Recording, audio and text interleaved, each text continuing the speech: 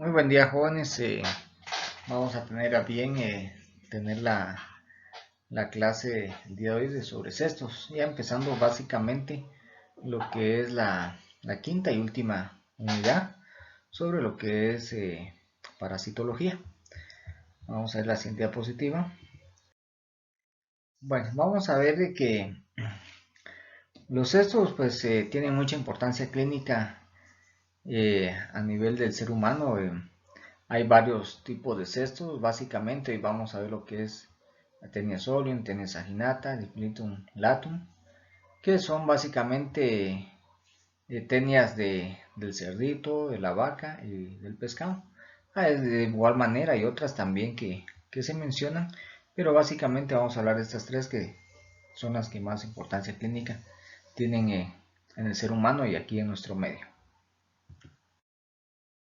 Vamos a ver que los cestos en general pues tienen cuerpos planos, en un aspecto de cinta. Las cabezas están dotadas de órganos de fijación.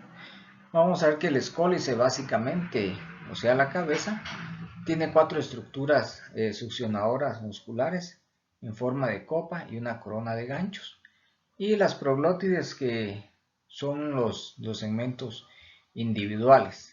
Todos estos segmentos individuales van a formar básicamente lo que es el estróbilo. Entonces básicamente vamos a decir que el cuerpo de los cestos está formado de la escólice, que es la cabeza, y del estróbilo, y que este estróbilo pues, está formado por las distintas proglótides que se van formando poco a poco con el crecer de estos parásitos.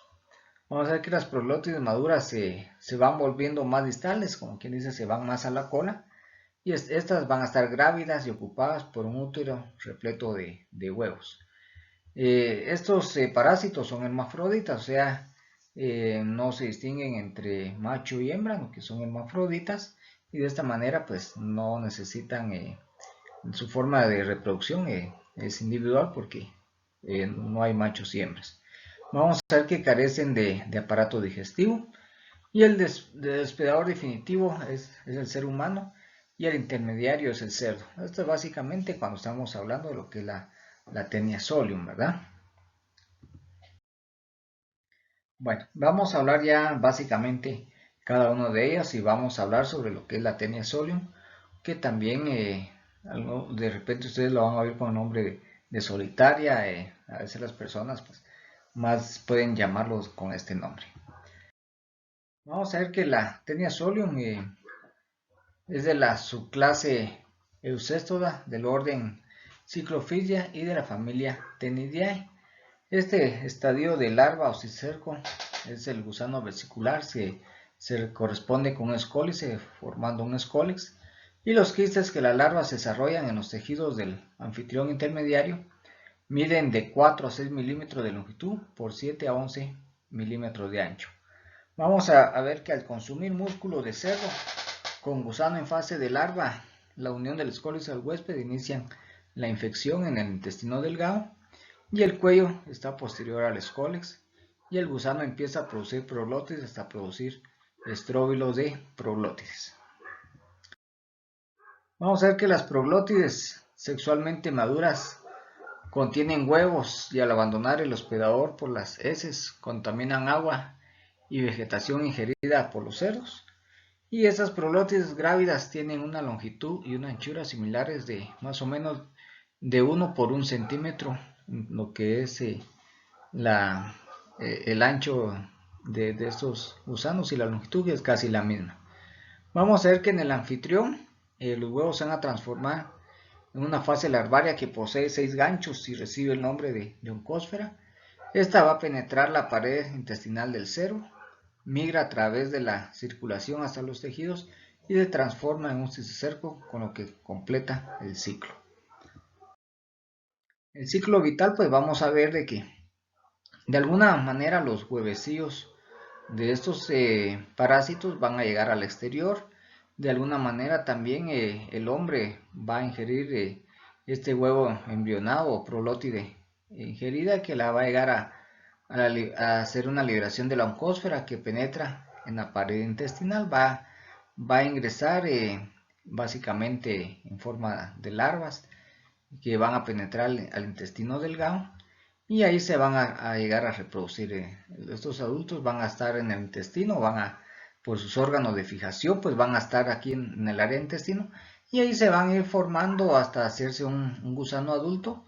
Y recordemos que las prolótides grávidas son las más distales y estas vuelven a sacar los huevecillos que de alguna manera van a llegar otra vez al ser humano. Entonces este es el ciclo vital de lo que es la Taenia solium. La epidemiología, que es una infección por Taenia solium relacionada directamente a la ingestión de carne de cerdo poco cocida, pues esto es muy importante porque no es que la ingestión de carne de cerdo pues sea mala, pues el problema es cuando está poco cocida. La prevalencia está elevada en África, India, sudeste asiático, China, México, que de repente es el lugar más cercano a nosotros, donde más se come carne de cerdo, ¿va? Los famosos taquitos que se da a comer en países de Sudamérica, pero básicamente en Sudamérica uno puede considerar de que de repente más es la tenia del ganado vacuno, ¿va? Que vamos a ver más adelante.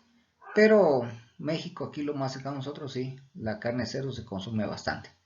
Las enfermedades clínicas, vamos a ver que el intestino puede irritarse ahí donde se ha producido la fijación y puede provocar molestias abdominales, indigestión crónica y diarrea en algunos momentos.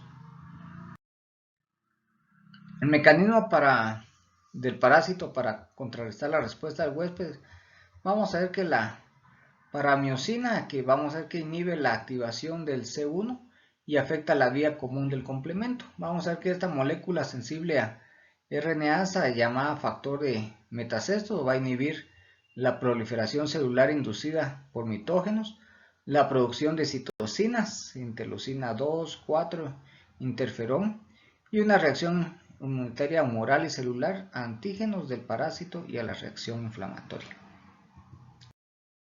El diagnóstico laboratorio, básicamente un examen de heces donde vamos a ver la presencia de prolótides y de algunos huevos, y el tratamiento puede expulsar directamente el gusano algunas veces, ¿verdad?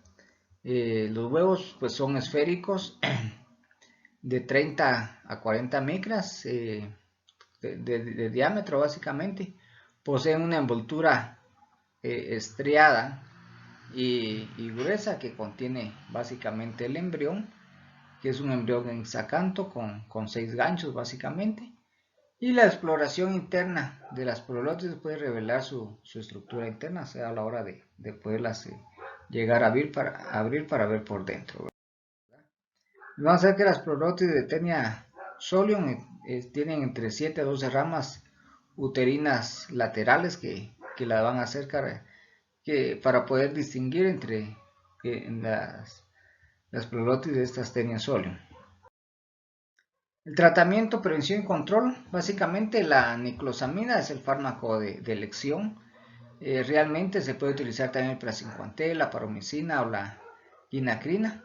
Algo muy importante es la adecuada cocción de la carne de cerdo hasta que se torne un color gris, o tenerlo a una congelación a menos 20 grados centígrados durante más o menos 12 horas, ¿verdad?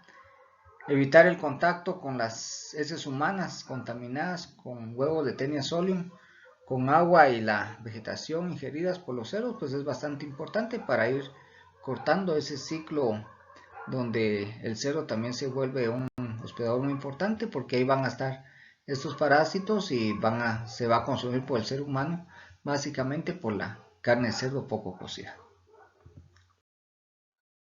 Ahora, bueno, vamos a hablar de lo que es la cisticercosis.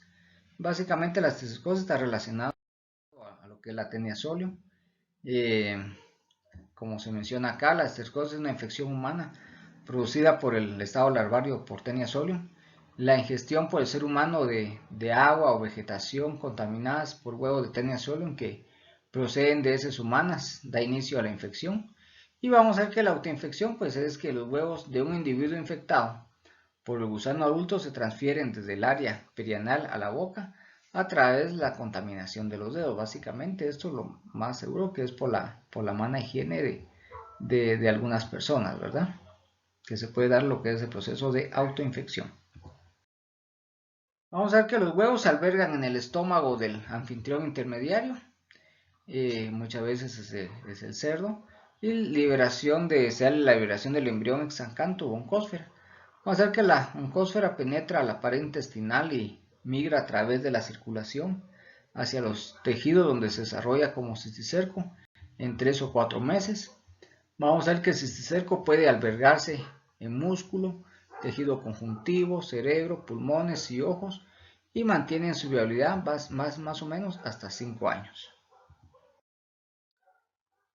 El desarrollo de la cisticercosis, pues básicamente de la misma manera, pues los huevecillos pues van a estar en el área perianal muchas veces.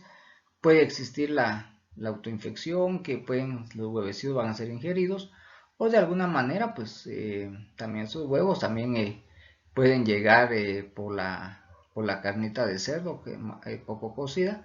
Se da la liberación de la oncósfera que penetra la pared intestinal, llega a la corriente sanguínea, y las larvas van hacia músculos, tejido conectivo, cerebro, pulmones y ojos, y algunas veces pues estas lesiones pues se van a llegar a calcificar.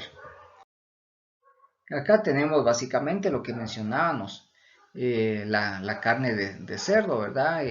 Muchas veces el mismo ser humano pues hace las necesidades fisiológicas en los drenajes a flor de tierra. Ahí el área, los vegetales, el agua se va a llegar a contaminar, llega el cerdito, se come, ahí sí que los huevecillos que el ser humano ha ido a depositar, se infecta el cerdo, de ahí posteriormente el cerdito pues muere para que se hagan los taquitos, y se hacen los tacos con carne poco cocida, ¿verdad? Llega la persona, los llega a ingerir, aunque estén bien lavaditas las manos probablemente, pero la cocción de la carne a veces no es la adecuada, y posteriormente pues va a provocar lo que es la cisticercosis, la neurocisticercosis en el ser humano. La epidemiología se registra en áreas con elevada prevalencia de Taenia solium y se correlaciona directamente con la contaminación fecal humana.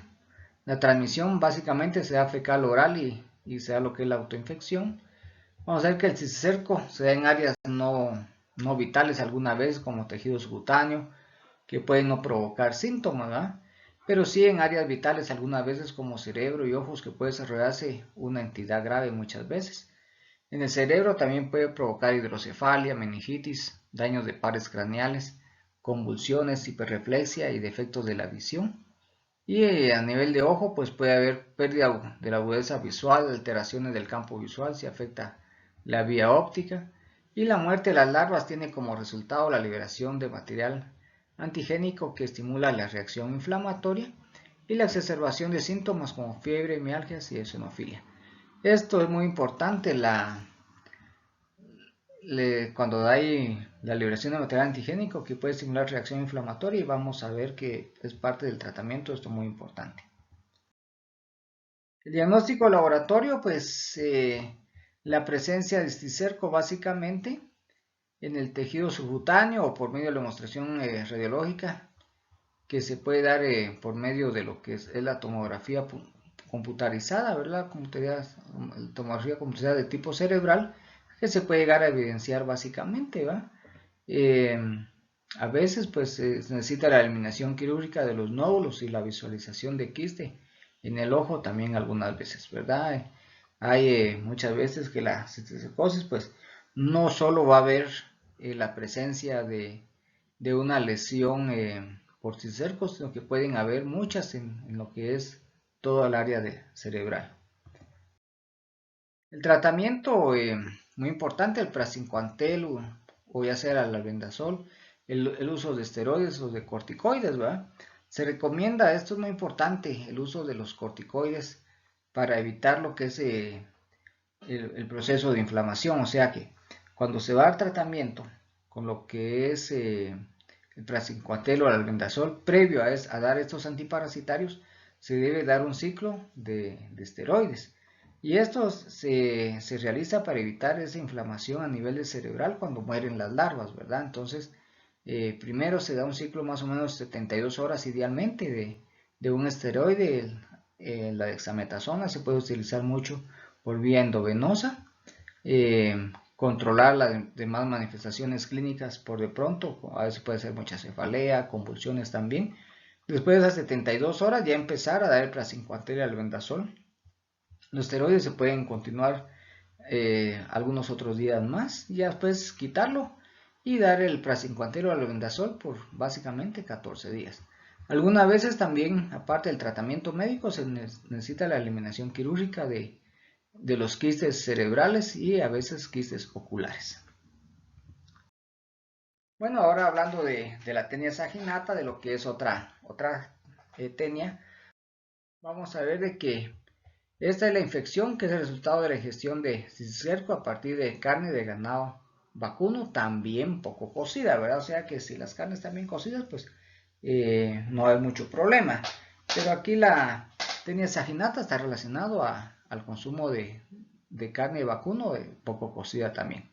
Vamos a ver que también tras salir del quiste, las larvas se desarrollan hacia el estado adulto en el intestino delgado e inician la producción de huevos en las prolótides maduras. Y el gusano adulto, el gusano adulto puede parasitar el yeyuno y el intestino delgado del ser humano durante un periodo de hasta 25 años y llegar a medir hasta 10 metros. Esto pues no produce cisticercosis a nivel del ser humano. El ciclo vital básicamente de la tenia saginata de casi la misma manera. Muchas veces estos huevecillos van a llegar a lo que es el intestino. Bueno, los parásitos, perdón, pues van a crecer en el intestino delgado de las personas. Los huevos o prolótides van a salir de las heces al medio ambiente. De alguna manera también el ganado vacuno llega a ingerir el pasto o agua contaminada y luego el hombre que vuelve a comer los cisticercos en la carne poco cocida, y ahí se va a ver lo que es la fase infecciosa. O sea, básicamente lo que habíamos visto con lo que la tenia Sodium también sucede con la tenia saginata.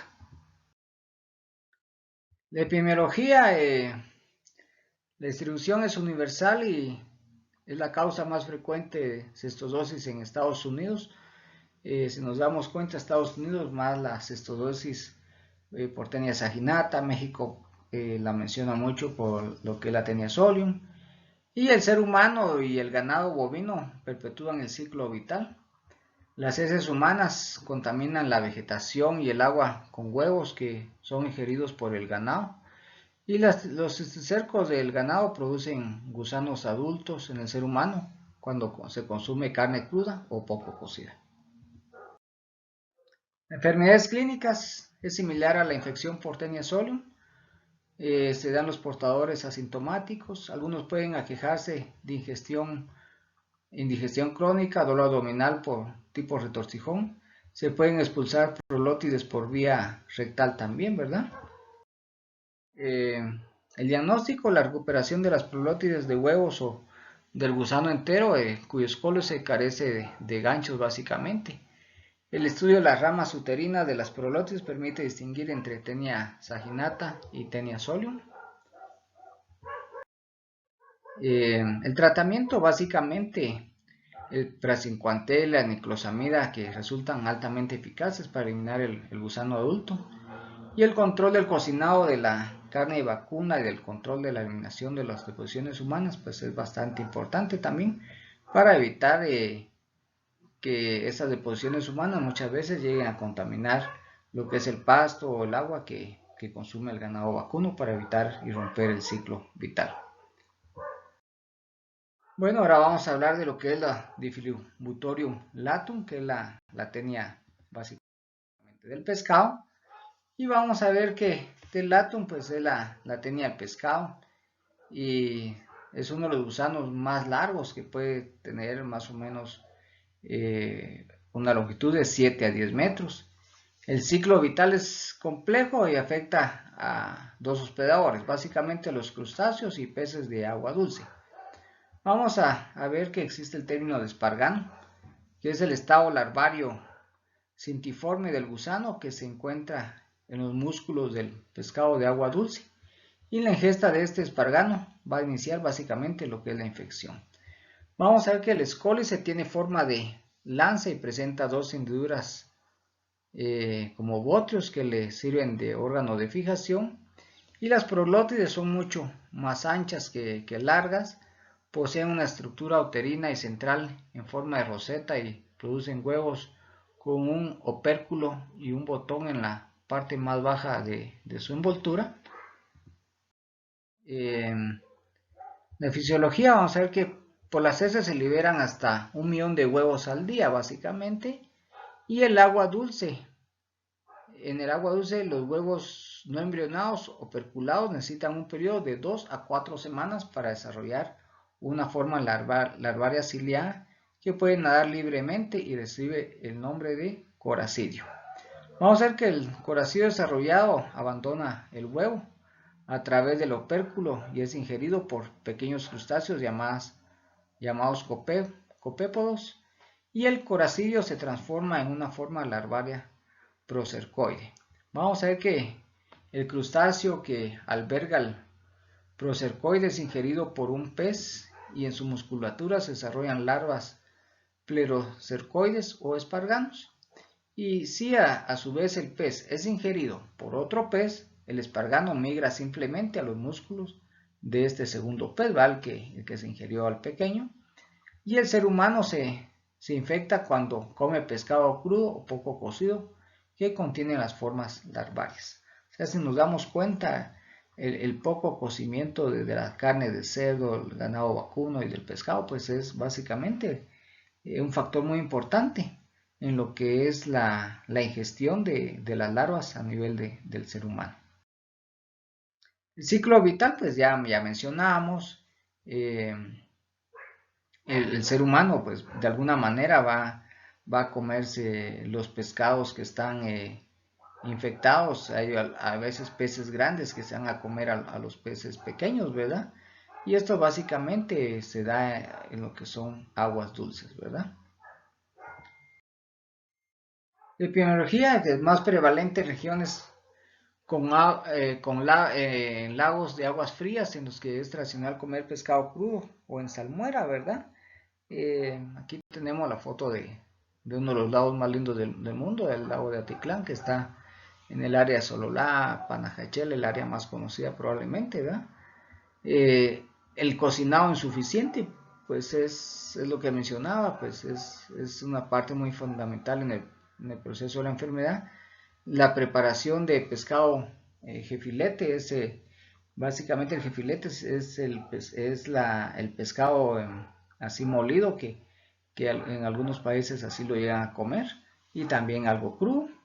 Y tras la infección de animales salvajes como osos, bisones, morsas, cánidos y félidos, que algunas veces pues van a comer también el pescado infectado, y que puede el ser humano a veces consumir este tipo de carne.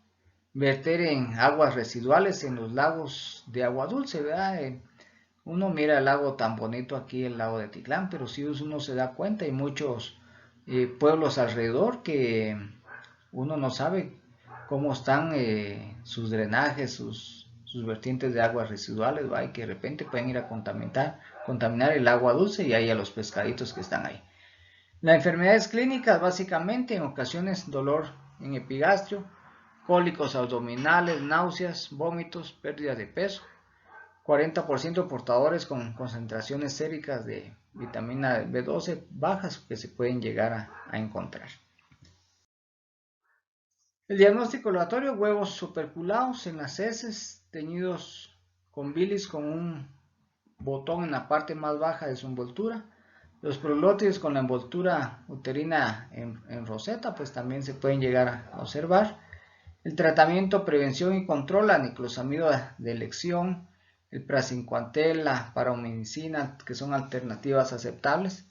Algunas veces dar suplementos de vitamina B12, el pescado que debe estar cocido idealmente.